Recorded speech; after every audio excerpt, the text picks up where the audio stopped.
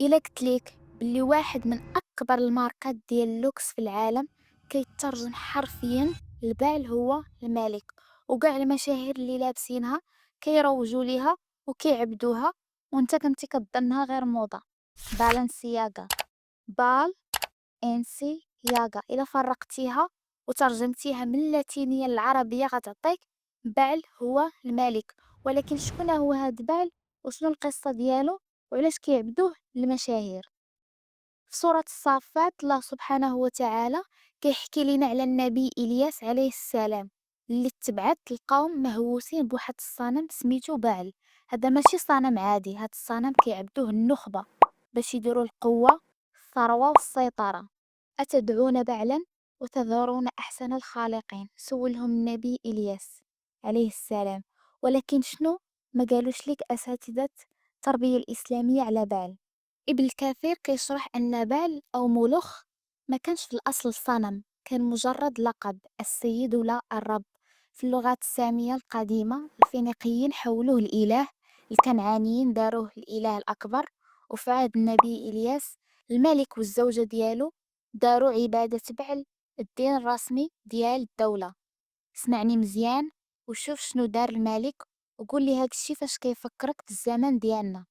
الملك كلف 450 نبي للبعل. نبي يعني شخص كيوصل واحد الرسالة. هاد 450 نبي كانوا خدامين رسميين عند الدولة، كياكلوا من مائدة الملك. هادو هما المؤثرين ديال داك الوقت، أصحاب العلامة الزرقاء ديال داك العصر، اللي كيقولوا للناس اش يفكروا واش يعبدوا وباش يضحيو. بعل ولا مولوخ كان كيوعدهم بالمطر، الخصوبة، الثراء، النجاح، اي حاجه بغاوها. شفتوا هادشي شحال كيشبه العصر ديالنا؟ الجانب المظلم في هادشي هو ان العباده ديال الملوخ كانت كتطلب تضحيات، ماشي غير الحيوانات، الاطفال كانوا كيلقاو ولادهم وهما حيين وسط التماثيل برونزيه، وكان الطبول كتدق باش ما يتسمعش الصوت ديال هما كيغوتو كيطلبوا النجدة. هادشي في الاول بدا كاختيار، ولكن من بعد ولا مفروض عليك تضحي. اليوم تقريبا كل 40 ثانية طفل كيختفي في الولايات المتحدة الأمريكية. تقريبا مليون طفل في العالم كيغبر بدون أثر. ماركة بلنسياغا اللي دارت فضيحة عالمية، اللي نزلت إعلانات كتروج بشكل مباشر وعلني استغلال تصاور أطفال لابسين لباس جيني ورسومات ذات رموز شيطانية.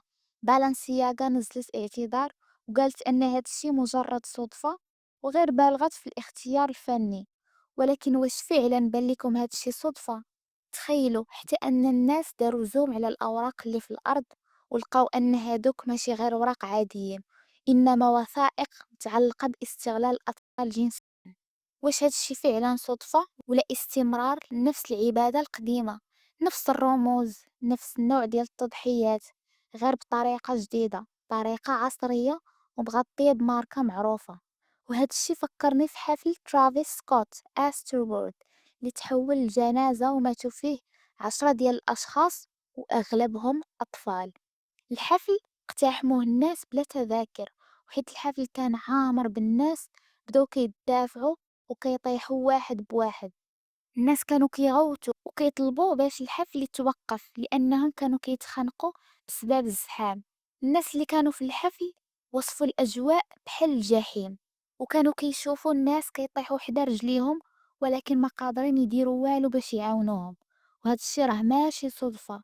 الاطفال اللي ماتوا في هذا الحفل كانوا تضحيات.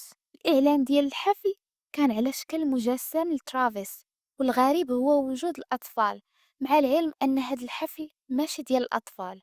وبزاف ديال الناس شبهوا الإعلان الرسمة قديمة لصنم بعل. فاش كنجمعوا هاد الخيوط كاملة كنلقاو راسنا قدام واحد الصورة اللي ماشي صدفة. من بالنسياغا والرموز اللي كانت وسط الإعلانات، الأوراق المرتبطة باستغلال الأطفال، الحادثة أسترو وورد اللي تحولت من حفلة لطقس مظلم كيحمل نفس الإيقاعات القديمة ديال الفوضى والصدمة والدم. ولكن الحقيقة اللي كتخوف هي أن التاريخ كيرجع، غير بطرق جديدة.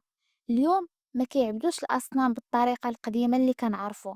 ولكن بطريقة عصرية، وكيمرّوا نفس الرسائل عبر الماركات، الحفلات والثقافة والtrend. والتضحيات ما بقاتش فوق المذابح، ولكن وسط الترفيه.